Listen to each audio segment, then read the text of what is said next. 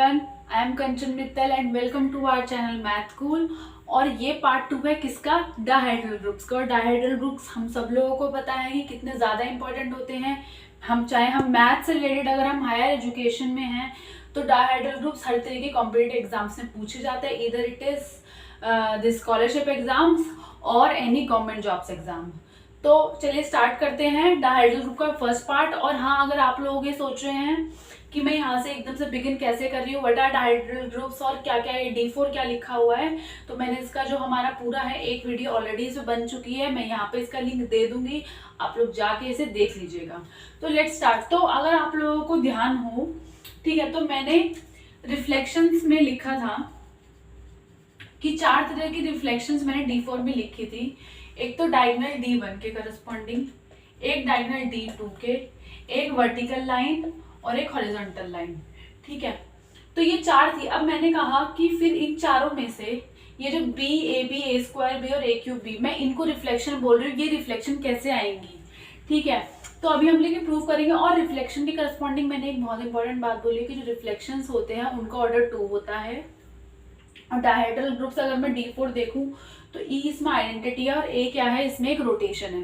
ठीक है, ये एक रोटेशन हो गई और इसकी जो सारी पावर्स हैं वो आती चली जाएंगी। और यहाँ पर जो हम ये रोटेशन, जो पहली रोटेशन चूज करते हैं A, वो इस तरीके से यहाँ पे हमने चूज करी है कि ऑर्डर ऑफ B क्या है 2 है और ऑर्डर ऑफ A क्या है 4 है। ठीक है, D4 से ऑर्डर ऑफ A इज 4। तो अब मैं बताती चलती हूँ। फॉर सपोज मैंने B को क्या ले लिया, जो मैंने पहली रिफ्लेक्शन ली मैंने वो ले ली D1 डायगोनल से। ठीक है, अब आप ये ध्यान रखना जो A है ना वो रोटेशन बाय 90 डिग्री है, A स्क्वायर है, हमने देखा था ये सारा, रोटेशन बाय 180 और A क्यूब क्या है, रोटेशन बाय 270।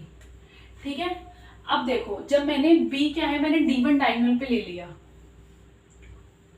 ठीक है, अब मुझे AB पता करना है कि AB जो है, जो हमारा आ रहा है, क्या वो किसी जो हमने पिछले लेक्चर में रिफ्लेक्शंस देखी हैं या फिर क्या इन तीनों में से किसी से मैच करेगा। तो चलिए यहाँ पे स्क्वायर ले लिया है हमने, इस पे मैंने AB का मतलब है कि पहले हमने यहाँ पे इस पे B लगाया और फिर A लगाया। ठीक है, पहले B देन A। अब जब इस पे B लगाया यानी कि D1 का मतलब मैंने बताया था ये वाला डायगोनल। ठीक है, अब जब मैं इस पे ये वाला डायगोनल लगाऊंगी तो ये क्या बनेगा, देखो 2 और 4 मैंने जैसे बताया था फिक्स रहेगा, इस डायगोनल के करस्पॉन्डिंग है, तो 3 और A एक एक्सचेंज रहेंगे। अब मैं इस पे A लगाती हूँ, A मतलब R 90 डिग्री, मतलब इसको रोटेट कर दो 90 डिग्री से, यानी कि अगर ऐसे है तो इसकी मुंडी खींच के ऐसे कर दो, तो यहाँ पे 1 यहाँ पे चला जाएगा, 4 यहाँ पे आ जाएगा, 3 यहाँ पे, 2 यहाँ पे। अब आपको देखना है, ये मैंने अगर आप यहाँ पे लिख लो, यहाँ पे मैंने B लगाया और यहाँ पे मैंने A लगाया, तो क्या बन गया AB। ठीक है, अब मैंने ये लगा दिया। अब आप बताओ कि ये बन क्या रहा है। अगर आप इसको कंपेयर करो 1 2 3 4, क्या ये इनमें से ही कोई है? देखो मेरे को देखने दो।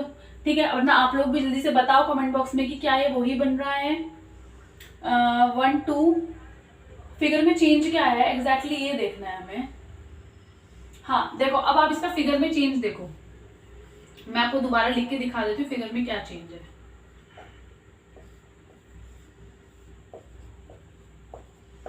देखो ये और ये एक्सचेंज हो गए हैं, स्वाइप हो गए हैं, और ये स्वाइप हो गए हैं, मतलब 1 और 4। देखो 4 1 था, 1 4 हो गया और ये ऐसे हो गया। तो यानी कि यहाँ पर रिफ्लेक्शन कैसे हुई है, यहाँ पे रिफ्लेक्शन हॉरिजॉन्टली हुई है। यानी कि अगर आप देखो ये जो AB जो एक्शन है ना, AB जो AB है वो हमारी और कोई रोटेशन नहीं है, हॉरिजॉन्टल रोटेशन ही है।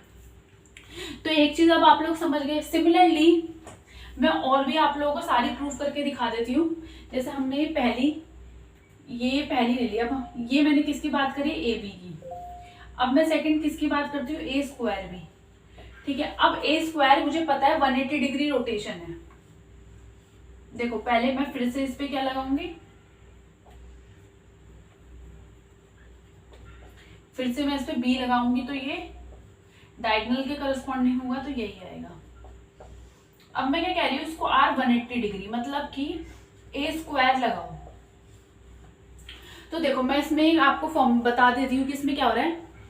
देखो जब मैंने आर 90 डिग्री लगाया तो मैंने एक पॉइंट छोड़ के लिखा था। अब जब मैं 180 डिग्री मतलब 2 बार 90 डिग्री लगाऊंगी तो दो पोजीशन छोड़ के, ठीक है। अब देखो यहाँ पर अगर मेरा 1 है ना, तो मैं इसको 2 बार रोटेट करूंगी तो 1 क्या आ जाएगा, यहाँ पे नहीं आएगा, यहाँ पर आएगा। एक छोड़ के मतलब 4 को छोड़ के यहाँ, मतलब एक ये छोड़ के यहाँ पर। सिमिलरली 4 अगर मैं 90 लगाऊंगी तो यहाँ पे आना चाहिए, लेकिन मेरे को एक और करना है तो 4 यहाँ पे। सिमिलरली 3, तो अगर मैं एक बार 90 करती 3 को तो यहाँ पर आता, लेकिन मैं 2 बार 90 करूँ तो 3 यहाँ पर आएगा। सिमिलरली 2। अब आप लोग इसमें से देख के बताओ कि अगर मैं इस फिगर और इस फिगर को कंपेयर करूँ तो क्या आएगा। देखो कुछ, अगर मैं इस फिगर में D2 लगा दूं, अगर ये मेरा डायगोनल D2 है, ठीक है, थोड़ा बड़ा बना लेते हैं इसे।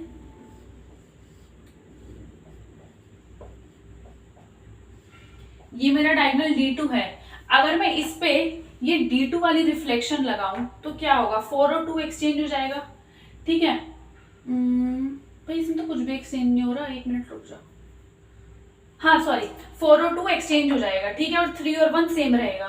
तो यहाँ पर भी देखो, अगर आप यहाँ से यहाँ पे कंपेयर करो, 2 और 4 ही तो एक्सचेंज हो रहा है, 3 और 1 तो पोजीशन में है। इसका क्या मतलब हुआ कि ए स्क्वायर भी और कुछ नहीं है, वो हमारी कौन सी रिफ्लेक्शन है, D2 रिफ्लेक्शन है, ठीक है। तो सिमिलरली अगर मैं लास्ट ऑप्शन देखूं, अगर आप A क्यूब B करोगे ना तो वो एग्जैक्टली क्या आ जाएगा, मेरी वर्टिकल रिफ्लेक्शन, ठीक है। तो इस तरीके से आई होप कि आप लोगों को क्लियर हो गया होगा कि ये सारे एलिमेंट्स एग्जैक्टली है क्या। अगर A मेरा क्या है, रोटेशन बाय 90 डिग्री, और जो B रिफ्लेक्शन है वो मैंने क्या ले लिया, डायगोनल D1 की, ठीक है। तो ये आप लोग ध्यान रखना,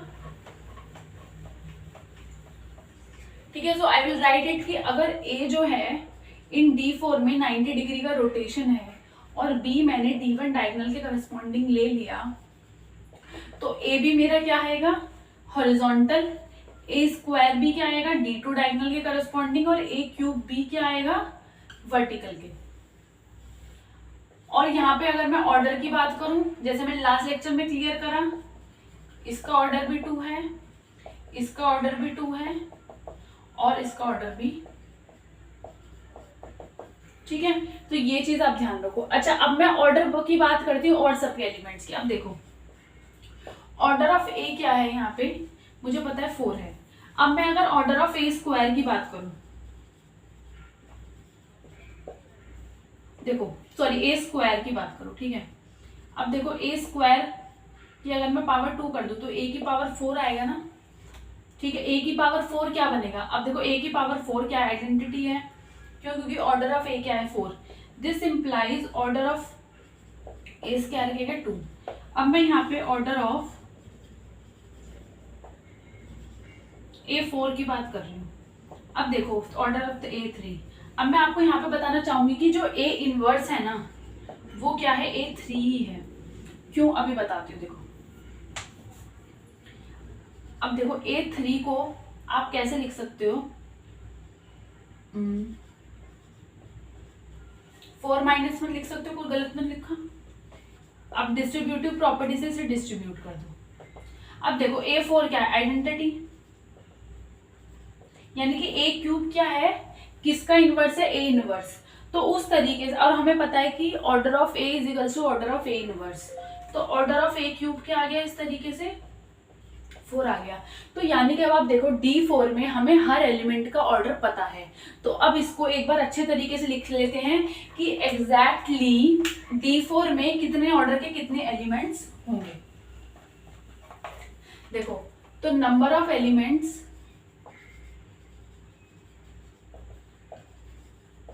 ऑफ ऑर्डर 2 कितने हुए, देखो गिनना स्टार्ट करो। ये ऑर्डर 2, ये ऑर्डर 2, ये ऑर्डर 2, ये ऑर्डर 2, यानी कि 4, और A स्क्वायर भी, यानी कि इसमें कितने हो गए 5। अब मैं जनरल फॉर्मूला भी लिखवाऊंगी DNs के लिए, लेकिन अभी ऐसे देख लो। अब देखो नंबर ऑफ एलिमेंट्स और किस किस ऑर्डर के हैं, और तो बस ऑर्डर 4 के हैं, और तो किसी ऑर्डर के हैं नहीं। ऑर्डर 4 के A और A क्यूब यानी कि 2, यानी कि हमें D4 में एलिमेंट्स, हर एलिमेंट का ऑर्डर पता है और वो किस तरीके से बिहेव कर रहे हैं हमें ये भी पता है। अब मैं यहाँ पर, अभी तक तो मैंने सिर्फ D4 की बात करी, अब एक बार में यहाँ पे आपको डी क्यूब का भी एग्जांपल देके क्लियर कर देना चाहती हूँ कि why I am discussing D four too much and I am not too much discussing D three. उसका मैं रीजन अभी आपको बता देती हूँ, क्योंकि डी थ्री जो है ना वो एक्चुअली में जो आइसोमॉर्फिक किसके है, किस ग्रुप के एग्जिस्ट है, आइसोमॉर्फिक है S3 के, S3 यानी कि परम्यूटेशन ग्रुप।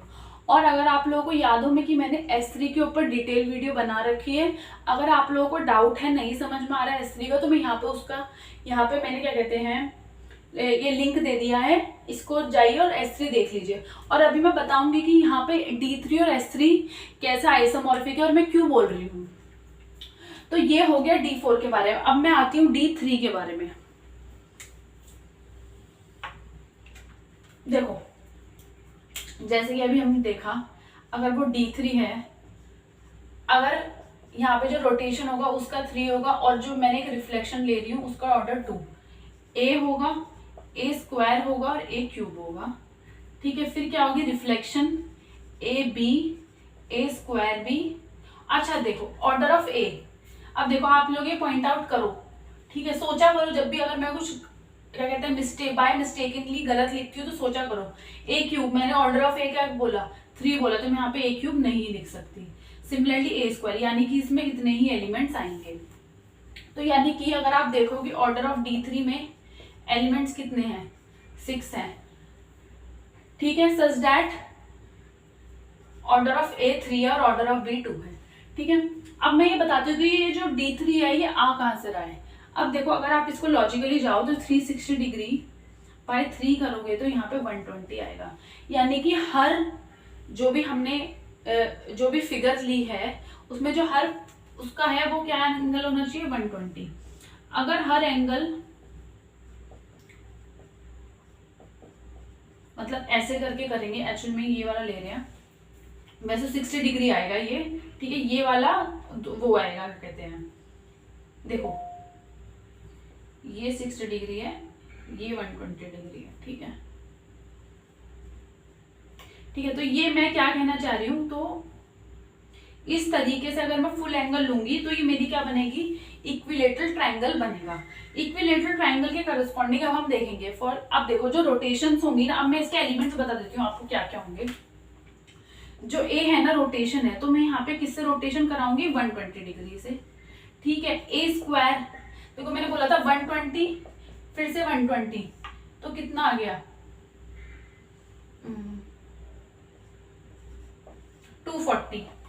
तो ए स्क्वायर क्या हो गया 240 हो गया, और अगर आप ए क्यूब करोगे तो वो 360 डिग्री हो जाएगा, जो कि क्या आएगा आइडेंटिटी आएगा। ठीक है, तो ये तो हो गई रोटेशंस के बारे में।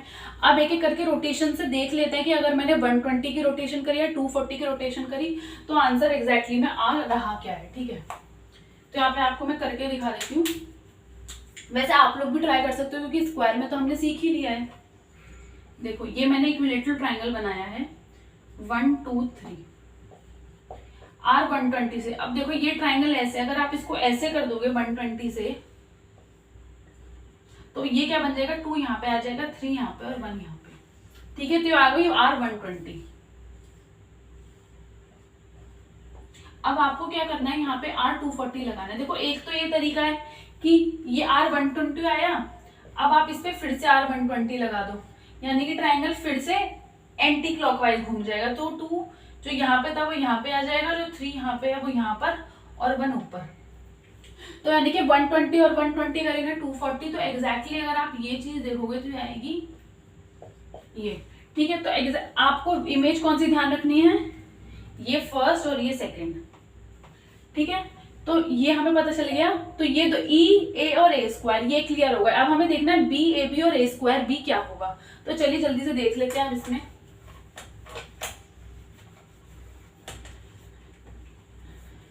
ठीक है, अब बी है। अब आप खुद सोचो कि मुझे रिफ्लेक्शन की बात करनी है, इसमें आपके पास क्या क्या चॉइस हो सकते हैं। देखो मैं क्या कर सकती हूँ, जैसे ये वाली लाइन है, ठीक है, मैं इस लाइन के रिफ्लेक्ट कर सकती हूँ ना, इसको मैं बी नाम दे देती हूँ। अब आप देखो अगर मैंने ये फिक्स कर दिया ये लाइन, ठीक है, और अगर मैं इसके अराउंड यहाँ पे रिफ्लेक्ट करूं तो 3 तो फिक्स रहेगा, रिफ्लेक्ट क्या होगा 2 यहाँ पे आ जाएगा और 1 यहाँ पे आ जाएगा। ठीक है, ये एक रिफ्लेक्शन हो गई। ठीक है, तो ये फोर्थ। अब मैं फोर्थ बता रही हूँ। अब देखो मैं फिर से ये इक्विलेटरल ट्राइंगल ले रही हूँ, इसको यहाँ पे डॉटेड लिख लो, यहाँ पे लाइन नहीं है ये, ठीक है। अब मैं यहाँ पे अभी तक देखो मैंने 3 के करस्पॉन्डिंग एक परपेंडिकुलर लाइन ड्रॉ करके उसको इमेजिन करा था, उसके अराउंड करा था।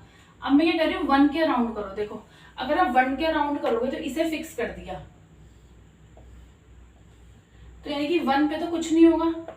फॉर सपोज अगर ये मेरी बी है, इसे आप B1 नाम ले लो, तो क्या होगा 2 और 3 और ये 1 रहेगा, ठीक है। तो इतना आपको समझ में आ गया होगा आई होप, ठीक है। तो ये इस तरीके से एक चीज हो गई। या फिर अगर आप देखना चाहो कि ये जो B1 है ये किससे मैच कर रहा है, इधर इट इज AB और A स्क्वायर B, तो मैं आपको बता देती हूँ। देखो आपने यहाँ पे B लगाया, अब आप क्या करो, यहाँ पे फिर से R120 लगाओ, R120 मतलब A लगाओ, तो क्या आएगा, यानी कि एंटी क्लॉकवाइज ऐसे टर्न कर दो, तो 3 यहाँ पे, 2 यहाँ पे और 1 यहाँ पे, यानी कि ये पूरी क्या हो गई, ये हो गई AB। और ये बन क्या रहा है, अगर आप देखो यहाँ पर फिक्स क्या है, देखो यहाँ पे 2 फिक्स है। मैं आपको यहाँ पे 5th भी लिख के दिखा देती हूँ।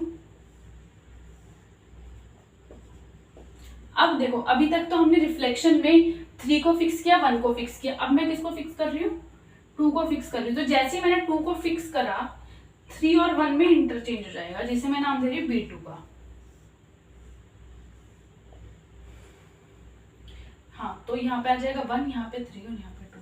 तो अगर आप देखो यहाँ से अगर मैंने फिगर स्टार्ट करी और मैं यहाँ पर गई, तो 1 3 2 और यहाँ पर भी 1 3 2। इसका मतलब क्या है, अगर मैंने पहले B लगाया और फिर A लगाया, तो मेरे को एग्जैक्टली B2 मिल रही है। सिमिलरली अगर आपको ये चाहिए, तो यहाँ पर आप क्या करो, पहले B लगाओ फिर A स्क्वायर लगाओ, आपको B1 मिल जाएगा। तो आई होप कि आप लोगों को समझ में आ गया हो कि एग्जैक्टली। बट हाँ, एक चीज ध्यान रखना कि यहाँ पर जो मैंने B लिया है वो मैंने 3 को फिक्स करके, मतलब वर्टिकल को फिक्स करके वो वाली रिफ्लेक्शन ली है। अगर आप रिफ्लेक्शन ये चूज करोगे तो आपका आंसर कुछ अलग आएगा, और ये चूज करोगे तो कुछ अलग एलिमेंट आएगा। बट हाँ, एलिमेंट्स वो ही रहेंगे, टोटल कलेक्शन। तो इतना आप लोग ध्यान रखो। अच्छा, तो ये तो हो गए ऑल ओवर डिस्कशन। अब हम करते हैं कि नंबर ऑफ एलिमेंट्स हमने देख लिए 6 होते हैं। अब हम उस हर किसी का ऑर्डर की बात करेंगे, ठीक है। अब जब मैंने D3 से स्टार्ट करा था, मैंने इसमें एलिमेंट लिखे A स्क्वायर B, AB और A square B, such that order of A is 3 और ऑर्डर ऑफ B इज 2। अब देखो फिर से यहाँ पे देखना, ऑर्डर ऑफ A क्या है, 3 है, तो यानी कि A cube equals to identity. अब मुझे किसका ऑर्डर पता लगाना है, A स्क्वायर का ऑर्डर पता लगाना है। देखो A स्क्वायर को मैं ऐसे लिख सकती हूँ, जैसे मैंने अभी अभी A4 का केस करके दिखाया। A क्यूब क्या, आइडेंटिटी, यानी कि A स्क्वायर क्या है, A इनवर्स है, मतलब इसका इनवर्स A स्क्वायर है, और order of A square is equals to order of A inverse. और इनवर्स का ऑर्डर किसके, एलिमेंट के इक्वल होते हैं, यानी कि 3। यानी कि A और A स्क्वायर का ऑर्डर क्या है, 3 है। और देखो ये और अदर्स हमारे पास क्या बची, सारी रिफ्लेक्शंस बच गई ना, तो और इन सब का ऑर्डर क्या आ जाएगा, 2। तो अगर आप आपसे यहाँ पे पूछे कि number of elements of order 2 बताओ, तो कितने आ गए, 3। और similarly number of elements of order 3 पूछे तो वो कितना आ गया, 2। अब आप देखो कि ये जो है, देखो ये बहुत इंपॉर्टेंट पॉइंट है, इससे ही हमें पता चलेगा कि D3 आइसोमॉर्फिक कैसे है S3 के। देखो ऑर्डर ऑफ D3 क्या है, यहाँ पे ध्यान से देखो 6 है, ठीक है, 6। और यहाँ पे कोई भी एलिमेंट ऑर्डर 6 का एग्जिस्ट नहीं कर रहा इस ग्रुप में, यानी कि ऑर्डर 6 का एग्जिस्ट नहीं कर रहा, it means this is not a cyclic group, ठीक है। लेकिन हमें पता है ऑर्डर 6 के, अगर आप लोगों को ध्यान हो, सिर्फ 2 तरीके के आइसोमॉर्फिक सब ग्रुप होते हैं, एक होता है S3 और एक होता है Z6। अब ये तो नहीं है, यानी कि किसके आइसोमॉर्फिक होगा, S3 का ही होगा। और अगर आप लोगों को S3 का स्ट्रक्चर ध्यान आ रहा है तो S3 में भी 2 एलिमेंट होते थे ऑर्डर 3 के और 3 एलिमेंट्स होते थे ऑर्डर 2 के, और इसमें भी एग्जैक्टली सेम सिचुएशन आ रही है। इसका मतलब D3 is actually isomorphic to S3। तो अब देखो S3 के स्ट्रक्चर के बारे में हमने पूरी तरीके से अच्छे से सोच देख रखा है, इसके सब ग्रुप देख रखे हैं, इसलिए मैंने S3 के बारे में पढ़ाना शुरू नहीं करा डिटेल में। हम लोग डिटेल में देखेंगे D4 के बारे में और इन जनरल DN के बारे में। तो ये हो गया D3 के बारे में। अब हम इन जनरल DN पे आते हैं कि उसमें क्या क्या खास खास चीजें होती हैं एग्जैक्टली। ठीक है, और अगर आप लोगों को तब भी कोई डाउट आ रहा है तो comment me, let me know कि हाँ कि मेरे को यहाँ पे एक डाउट आ रहा है, हाउ दिस इज कमिंग। ठीक है, अगर आपको किसी भी चीज की क्लैरिफिकेशन चाहिए तो। Okay, so let's go on DN now. अब मैं यहाँ पे DN का जो अभी तक हमने पढ़ा है वो बेसिक स्ट्रक्चर बता देती हूँ। मैं यहाँ पे फिक्स कर रही हूँ, वो A को एक रोटेशन है, ठीक है, और B यहाँ पे मैं एक रिफ्लेक्शन। DN है, यानी कि ऑर्डर ऑफ DN क्या होगा, 2n होगा, और हर किसी का एंगल कैसा होगा यहाँ पे 360 डिग्री बाय m। तो DN किन किन एलिमेंट से जनरेट होगा, A और B। जनरेट का क्या मतलब है कि ये क्या होगा, A की पावर I, B की power J, such that order of A क्या होगा n and order of B is 2, और ये क्या रिलेशन फॉलो करेंगे, BA is equals to A inverse B। Third property, ठीक है, ये एक इसको इस तरीके से लिख सकते हैं। थर्ड मैं अभी बता रही हूँ कि और किस तरीके से लिख सकते हैं जनरल एलिमेंट को। ठीक है, अब देखो DN है तो यहाँ पे आप आइडेंटिटी शुरू करो, A करो, A स्क्वायर करो और A raise to power n-1 करो। फिर क्या करो, B करो, AB, A स्क्वायर B। यहाँ इस तरीके से अगर आप लिखोगे तो आपको, जैसे ही आप DN को लिखते हो ना, आपको इसको और किसी तरीके से ये कुछ नहीं लिखने की जरूरत, बस आप डायरेक्टली इसको ये लिख दो। ठीक है, तो ये तो हो गया DN गति का। और अगर आपको यहाँ पे लिखना है, मतलब अगर आप समझ के लिए लिखना चाह रहे हो फॉर द नोट्स, तो यहाँ पे रिफ्लेक्शन लिख लो इनको, और ये सारे क्या है, रोटेशन है। तो अगर आप देखोगे इस तरीके से तो नंबर ऑफ रिफ्लेक्शंस कितनी हैं DN में, देखो अगर आप काउंट करोगे तो नंबर ऑफ रिफ्लेक्शंस होती है n। ठीक है, और अगर यहाँ पे सिमिलरली अगर आप यहाँ पे नंबर ऑफ रोटेशंस की बात करोगे तो होती है n-1। ठीक है, अब मैं यहाँ पर, ओके ठीक है, इतना हो गया। अब मैं यहाँ पे आपको एक चीज बताती हूँ कि जो DN है ना, उसमें एक और बहुत अच्छी प्रॉपर्टी है, इसके अंदर पता है ZN ग्रुप बैठा है। आप कहोगे कैसे, मैं कहूंगी आप लोग देख ही नहीं रहे ढंग से। ठीक है, तो चलिए बताते हैं कैसे बैठा है। इसको मैं यहां से रब करती हूँ। देखो अभी जब मैंने DN लिखा तो मैंने क्या लिखा, EA और BAB लिखा, A स्क्वायर B। अब देखो मैं H को लिख रही हूं, मैंने क्या करा, ऊपर वाले उठा लिए, EA स्क्वायर, इसको मैं ऐसे लिख तो ग्रुप जनरेटेड बाय A। अब यहाँ पे ऑर्डर ऑफ A क्या है, n है। तो देखो अगर आप यहाँ पे ये ग्रुप कंसिडर करो H, तो H क्या है, मैंने एक ग्रुप लिया जो कि किससे जनरेटेड है, रोटेशन से जनरेटेड है, रोटेशन जिसका ऑर्डर n है। ठीक है, अब देखो ऑर्डर n है, ये क्या हो गया, तो H क्या हो गया एक, देखो H के बारे में देखो, H क्या है, फर्स्ट साइक्लिक ग्रुप है। ठीक है, और ऑर्डर ऑफ H क्या होगा, वो उसके generator off, order of generator है n, यानी कि it means H is a cyclic group of order n। अब ऑर्डर n तो एक फाइनाइट नंबर है ना भाई, it means it is a finite cyclic group of order n। और मैंने अपनी आइसोमॉर्फिज्म वाली वीडियो में बताया है कि any finite cyclic group is isomorphic to Zn अगर उसका ऑर्डर n है तो, यानी कि DN के अंदर एक Zn ग्रुप बैठा है, साइक्लिक सब ग्रुप बैठा है। तो इस तरीके से अगर मैं DN को लिखना चाहूँ तो DN बना किस किस से है, देखो DN एक तो Zn से बना है, ठीक है, और किससे बना है? रिफ्लेक्शन से।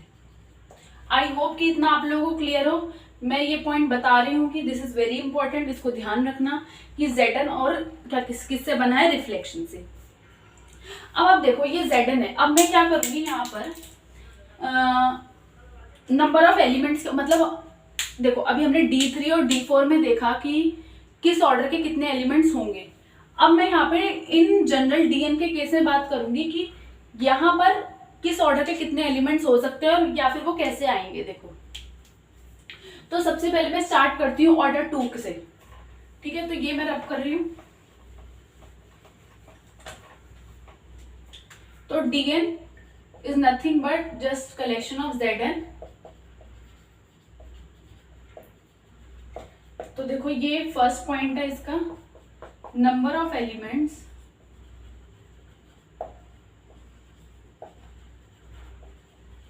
Of order 2। ध्यान से देखना, n+1 if n is even, n if n is odd. अब कहोगे n तो ठीक है, अब n कहाँ से आया? देखो सबसे पहले ये देखो, अब देखो DN है, DNs में मैंने अभी बताया था कितनी रिफ्लेक्शन है? n रिफ्लेक्शन है, और हर रिफ्लेक्शन का ऑर्डर क्या है? 2। तो यानी कि इसमें एटलीस्ट n तो होंगी ना रिफ्लेक्शन, मतलब n ऑर्डर के तो होंगे, ठीक है। अब आप देखो जो दूसरा है Dn बना किससे है? Zn से। अब हमने रिफ्लेक्शन के करस्पॉन्डिंग तो कंसिडर कर लिए, अब और जो ऑर्डर 2 के एलिमेंट्स आएंगे वो आएंगे Zn में से। अब अगर आप देखो कि number of elements of order 2 Zn में कितने होते हैं? देखो फॉर्मूला क्या होता है number of elements in Zn या किसी साइक्लिक ग्रुप? वो होता है अगर किसी पर्टिकुलर ऑर्डर का निकालना है तो फाई k होता है। तो अगर आप यहाँ पे फाई 2, लेकिन ये तब होगा जब n क्या होगा? इवन होगा। अगर n इवन नहीं होगा तो Zn में फॉर सपोज Z7 ले लो, 7 क्या है? इवन नहीं है, तो यानी कि Z7 में कोई भी ऑर्डर 2 का एलिमेंट एग्जिस्ट नहीं करेगा। तो इसी तरीके से हमें Zn में से सिर्फ एक एलिमेंट मिलेगा ऑर्डर 2 का, वो भी तब मिलेगा जब n इवन होगा। तो इस तरीके से अगर आप यहाँ पे अगर आप जनरल देखो, अगर n इवन हुआ तो n तो रिफ्लेक्शन हो गई और एक ऑर्डर 2 का एलिमेंट Zn से आ गया। सिमिलरली अगर n ऑड हुआ तो यानी कि Zn में तो कोई भी ऑर्डर 2 का एलिमेंट एग्जिस्ट नहीं कर रहा, तो यहाँ पर क्या आ गया? n। अब देखो मैं आपको यहाँ पे D3 का जो हमने एग्जाम्पल लिया, D4 का एग्जाम्पल लिया, उससे बता देती हूँ कि ये फॉर्मूला उस फॉर्मूले से मैच कर रहा है या जो एलिमेंट्स आए थे। देखो फॉर सपोज D4 ले लो, यहाँ पे n क्या है? 4। तो by formula number of elements of order 2 कितने आना चाहिए? n इवन है तो 4 + 1 5, तो और हमारे आ भी देते हैं। ऑफ ऑर्डर 2 कितने हो गए? और देखो इसमें जो बन रहा था वो Z4 बन रहा था, और उसमें a² का जो ऑर्डर था मैंने कैलकुलेट करके भी बताया था कि a² का ऑर्डर 2 आ रहा था। अब देखो D3 की बात करो, तो यानी कि अब देखो 3 है, वो क्या है? ऑड है, तो उसमें ऑर्डर 2 के कितने एलिमेंट्स होंगे? 3 होंगे। और देखो अगर आप लोगों को याद नहीं आ रहा कि D3 में कितने थे, तो मैंने ये तो बताया था ना कि D3 आइसोमॉर्फिक होता है S3 में, और S3 में ऑर्डर 2 के कितने एलिमेंट्स होते हैं? 3, यानी कि यहाँ पे मैच कर रहा है। तो आई थिंक कि इतना आप लोगों को क्लियर होगा कि number of elements of order 2 कैसे निकालने हैं। अब मैं आपको बताती हूँ, ये तो होगा ऑर्डर 2 के, लेकिन औरों के बारे में क्या बात करना है, ठीक है, और एलिमेंट्स का ऑर्डर कैसे निकालेंगे। तो ये ऑर्डर 2 का लिख लो। अब मैं और एलिमेंट्स पे जाती हूँ।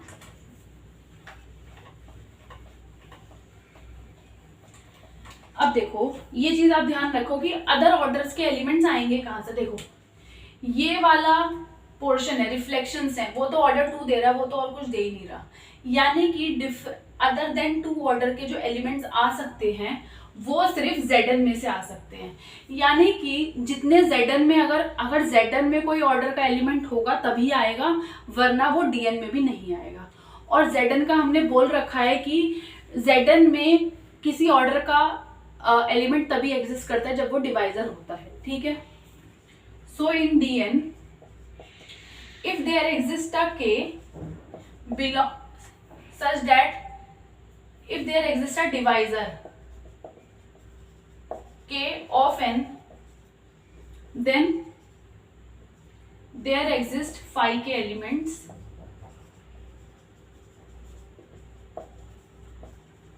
ऑफ ऑर्डर की। नहीं समझ में आ रहा है, एग्जाम्पल के थ्रू बता देती हूँ। फॉर सपोज D6 लो, ये किससे बना है? Z6 से और रिफ्लेक्शन से। रिफ्लेक्शंस यहाँ पे हैं कितनी भाई? 6 रिफ्लेक्शंस हैं, ठीक है।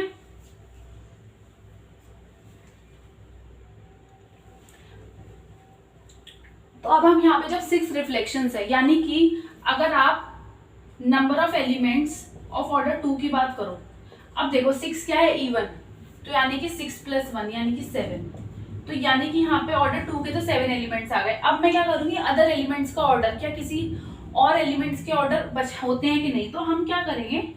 डिवाइजर्स ऑफ 6 लिख लेंगे। क्या होता है? 1 2 3 और क्या होते हैं? 6। तो यानी कि इस ऑर्डर के एलिमेंट एग्जिस्ट करेंगे। अब देखो 2 की तो छोड़ दो, क्योंकि 2 तो हमने इसमें ऑलरेडी एड अप करके लिख लिया। अब बात करते हैं 3 का। तो देखो number of elements of order 3 बताओ कितने होंगे? मैंने फॉर्मूला बताया है, वो क्या होंगे? 5 3। 5 3 क्या होता है? 2 होता है। Similarly number of elements of order 6, 6 क्या? ऑफ ऑर्डर 6 यानी कि 5 6। 5 6 भी क्या होता है? ये क्या होता है? 5, ये भी क्या होता है? 2 ही होता है, ठीक है। तो यानी कि अगर आप देखो कि D6 में किस किस ऑर्डर के एलिमेंट एग्जिस्ट करेंगे और कितने एग्जिस्ट करेंगे। देखो पहले तो ऑर्डर 2 का एग्जिस्ट करेगा 7 एलिमेंट्स, ऑर्डर 3 के एग्जिस्ट करेंगे 2 एलिमेंट्स और ऑर्डर 6 के भी 2 एलिमेंट्स। तो आई होप कि आप लोगों को इतना समझ में आ गया होगा कि DN में उसका ऑर्डर क्या होता है, एलिमेंट्स आते कहाँ से हैं। D3 D4 का स्ट्रक्चर क्लियर हो गया होगा पूरा, और एलिमेंट्स के बारे में पूरा क्लियर हो गया होगा। तो अगर आप लोगों को फिर भी कुछ डाउट आ रहा है, so just comment below in the comment section and tell me कि क्या क्या डाउट्स हैं। और मैं ये वीडियो को यहीं पे एंड करती हूँ, और नेक्स्ट वीडियो में आपको बताती चलती हूँ कि मैं कराऊंगी क्या। तो नेक्स्ट वीडियो में मैं यहाँ पर इसके सब ग्रुप्स के बारे में डिस्कस करूंगी। इन जनरल कितने सब ग्रुप्स होते हैं, कौन कौन से होते हैं, और हम निकाल भी सकते हैं कि नहीं निकाल सकते, अगर अदर देन D3 और D4 के बारे में हमें पता लगे। और if you like this channel और if you like this video, तो please subscribe our channel. We need your support.